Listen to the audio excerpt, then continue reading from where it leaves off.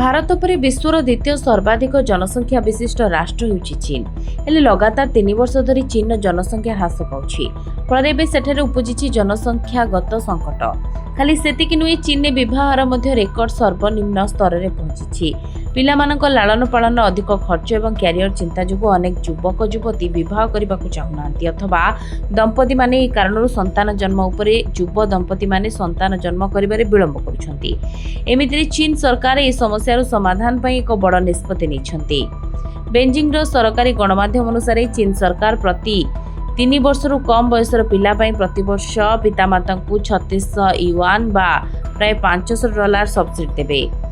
पूर्व 2024 में चीन सरकार जन्म हार को प्रोत्साहन पर बड़ निष्पत्ति नहीं 3 दशंधि अधिक समय धरी चली आसुवा एक संतान नीति को समाप्त करथिले।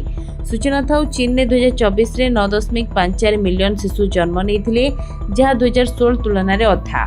सरकारी तथ्य अनुसार चीन ने 20 रु अधिक राज्यर सरकार एवं शिशु लालन पालन पर सब्सिडी देउछंती। मार्च मासरे उत्तर चीन आभ्यंतरण मंगोलियार राजधानी हुहोटोरे दंपति को अधिक संतान जन्म करने अर्थराशि देवा आरंभ करथिले।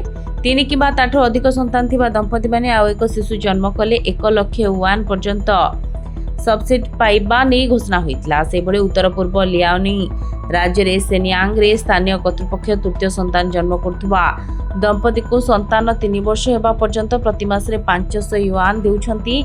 से भली एक प्रजनन अनुकूल समाज गठन पई चीन दक्षिण पश्चिम सिचुआन राज्य मध्य बड़ घोषणा करिछि। एठाकार प्रशासन विवाह छुट्टी को 5 रु 25 दिन को वृद्धि करबा एवं वर्तमान थिबा 60 दिनर मातृत्व अवकाश को बढ़ाई 150 दिन करबा प्रस्ताव दैछंती। Report Dinalipi live. Dinalipi live को एबे ही लाइक शेयर सब्सक्राइब करंतु।